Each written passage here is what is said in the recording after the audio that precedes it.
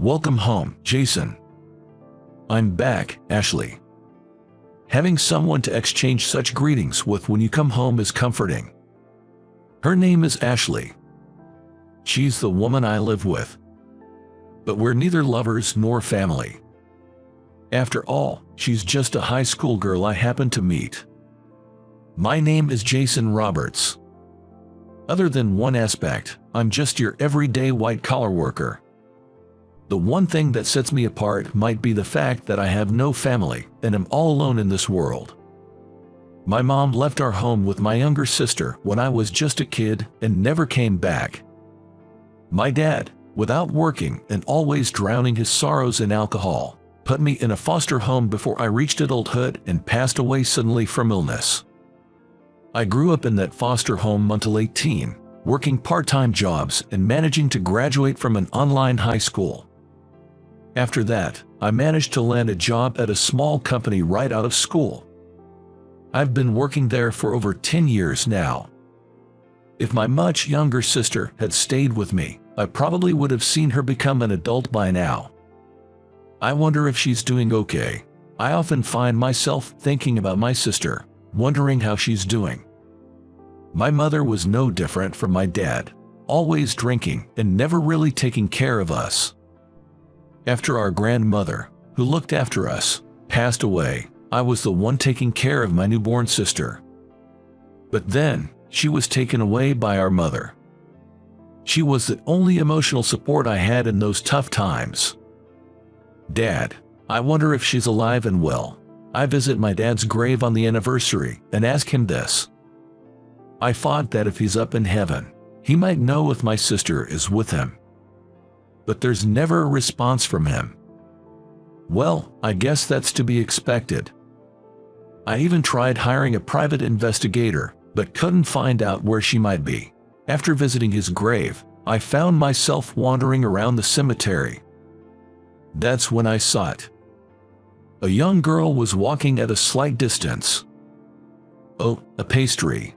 The girl, wearing a dirty school uniform, was hungrily devouring a pastry that had been left at someone's grave.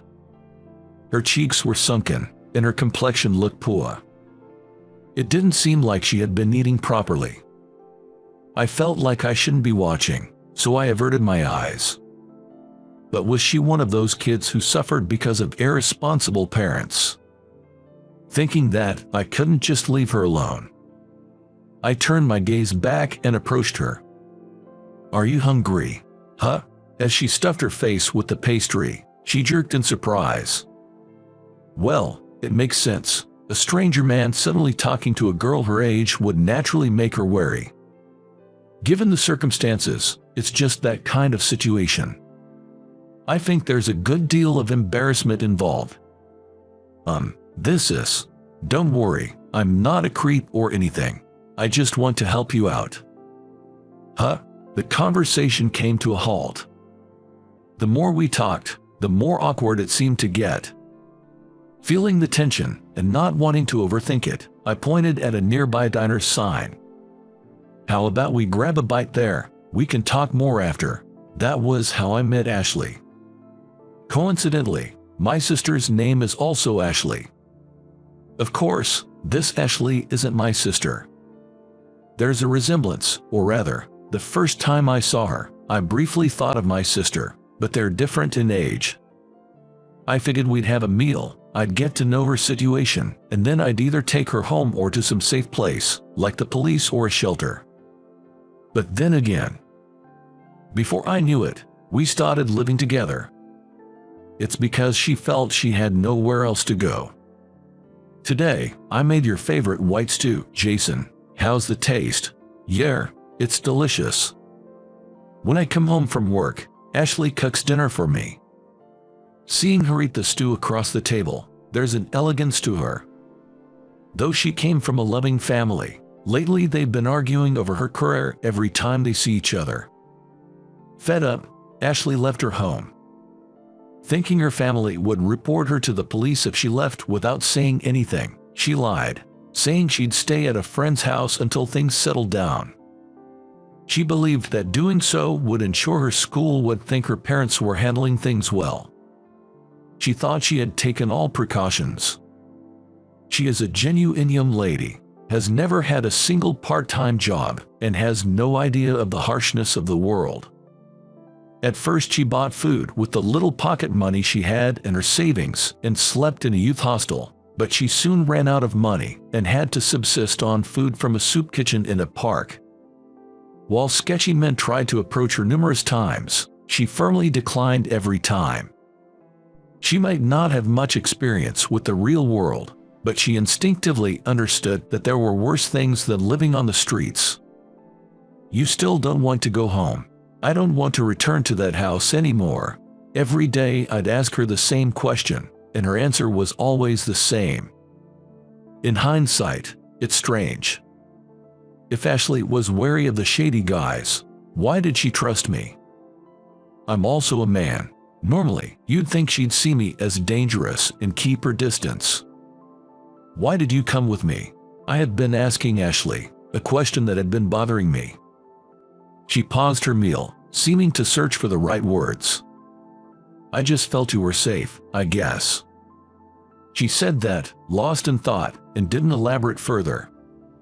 It felt like Ashley was hiding something. That was the vibe I was getting, but I couldn't push her for answers. We sat in silence for a while until she suddenly murmured, "But I can't keep relying on you. It's not fair to you. I need to figure out what to do next." I asked her this. "But, are you okay? Can you talk to your parents properly? If someone is by my side, I might be able to sort out what I want to say." She had been looking down, but then raised her head, pleadingly looking at me. It was clear from just that look what she wanted to convey. "Got it, then let's go meet your parents together." Hearing my words, Ashley's face took on a peculiar expression that looked both relieved and somewhat lonely. "To settle this means the end of our current way of life. Ending our life together is sad, but we can't continue like this forever. Even if everything's okay for now, if her parents eventually contact the police and they find out about our situation, claiming that I, a man unrelated to her, am merely taking care of a high school girl, won't fly with the cops. Moreover, I doubt this environment, where she's not going to school and staying at home, is good for Ashley. It's best for her to settle this soon." A few days later. What should I do? They're gonna be mad, right? In front of the house's entrance, Ashley looked at me with pleading eyes. "Well, you haven't been home for days. Just go with the flow. Go on, ring the doorbell." After my prompt, Ashley hesitated a bit before pressing the bell. "Hello." Then, a woman who looked a lot like Ashley opened the door. Mom, I'm home." "Ashley." Ashley awkwardly greeted the woman, who embraced her tightly. "You finally came home. I'm sorry. I understand. Your father and I have stopped fighting. We decided that we should talk things out and stop arguing over trivial matters." "That's good. So you're not fighting anymore?" "No, after you left, we finally realized how much we've hurt you with our selfishness. I'm sorry, Ashley." Relief appeared on her face. Then the woman turned to me. "And you are?" I'm Jason. I've been looking after Ashley." "Looking after? Weren't you being cared for at a friend's place? You've been living with this man." Upon hearing her mother's words, Ashley awkwardly looked down. I could see why. It'd be shocking for a parent to learn that their daughter has been living with a stranger for days. I wouldn't blame them if they called the police. However, after closely examining my face, Ashley's mother said something astonishing. You're Jason, right? Jason Roberts." How do you know my name?" "I thought so. When I got a good look at your face, I realized. I know about you. You're related to our late daughter. I've seen a childhood photo of you with her at the facility. You resembled the boy in the picture." My eyes widened in shock at her words. What does she mean by daughter? And she passed away. The first thing that came to my mind was my sister, Ashley. What happened to Ashley? Then I was led to the living room and reunited with Ashley. In the photo, Ashley looked just as young as I remember her. We adopted the girl who was placed in the foster care, but she passed away from an illness shortly after. We named our next child after her. That's the Ashley you see now. I looked over at Ashley beside me, and she quickly looked away, avoiding my gaze. "I'm sorry," she muttered in apology. "What do you mean? I realized that you were the real brother of my deceased sister." Ashley said she recognized a young me from a photo when we first met and wasn't scared to be with me because of it. And when she actually came to our place and learned about my sister, Ashley, she wanted to talk about her real identity. But she was afraid of how I would react if she told the truth, and in the end, she couldn't say anything. It's such a coincidence to meet my sister's brother. Looking at the photo, my sister was smiling happily. She looked much healthier than when we lived together. She must have been loved and taken care of by Ashley's parents. But I never found her, and our reunion happened in the worst way possible. I sat down in front of the photo and prayed silently. "Ashley, I'd finally found you. I'm so sorry I couldn't find you earlier. And Dad, why didn't you tell me about Ashley?" Holding back tears, I muttered my greetings to Ashley in heaven and my complaints to my father. After a while, Ashley's mom gently approached me. "There's something I'd like to show you." "What is it? Please, follow me." She led me upstairs. It was a small child's room. We've kept this room exactly as it was when she was alive. This is where Ashley stayed. There were many stuffed animals and cute pink-themed furniture. Seeing that room, I felt how much my sister was loved by Ashley's parents. She must have been happier with them than with me. For many years, my husband and I couldn't have children. When we heard about this child's situation at the orphanage, we just felt a deep desire to make her life happy.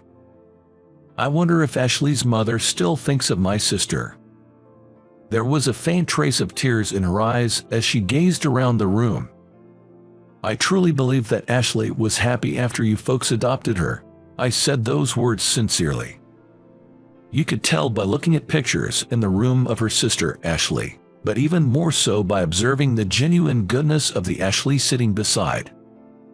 At my words, her mother nodded and stepped into the room. "There's something I'd like to give you." Saying this, she brought over a lovely pink biscuit tin from a shelf. "She wrote letters to you every day." Handing it over, I gently opened the tin. Inside were numerous letters with crayon scribbles. "To Jason, I got new parents, but you are my only big brother. I wish you could live here with me. Jason, are you okay? Ashley is fine. I miss seeing you. Jason, are you far away? I want to see you." As I read these heartfelt letters, my eyes welled up with tears. Ashley always looked forward to meeting me, didn't she? Yes. Some mysterious force brought you and the late Ashley together. Ashley's mother gave a gentle smile. Thinking that she might have gave that same smile for her departed daughter made my eyes well up once more. "Thank you for taking care of my sister, for taking care of Ashley." I bowed my head, tears streaming. "Thanks to you, my daughter came back safely. My husband will be home by evening. Would you mind meeting him?" "Yes, I'd love to greet him," I said, squinting through tear-soaked eyes and smiling. Seeing that, Ashley's mother also smiled back. After that, I met Ashley's father, and the four of us shared stories about my sister and the time Ashley stayed at our home. The time we spent together was so warm, it felt like I was with my real family. Please come visit us anytime. Do you really want someone like me? If it's Jason, you're always welcome. Her dad also said this, and since then I've met up with Ashley's family regularly. Today, Ashley brought me to visit my sister's grave. I remember the first time I met Ashley. It was at my dad's grave. I never imagined that meeting Ashley would lead me to reunite with my sister. Fate works in mysterious ways. We offered flowers and my sister's favorite cookies on the grave. You know, I've never told anyone this, but even though I never met your sister, whenever I come here, I get this indescribable feeling. I felt a strange familiarity the first time I met you too. Hearing this, a thought crossed my mind. Could it be that Ashley is the reincarnation of my sister? If that's the case, it might explain the feelings Ashley has. Well, such things probably don't happen. Ashley quietly prayed at my sister's grave, then slowly opened her eyes and turned to me. I think of you as my real brother, Jason. Can I call you Big Brother from now on? She asked with a hint of nervousness in her expression. Wanting to ease her tension, I nodded firmly. I think of you as my sister too, Ashley. Let's stick together. Okay, likewise, Big Brother. Ashley smiled with a bright, sparkling grin. That smile reminded me of the cheerful grin my late sister had, and I found myself smiling along.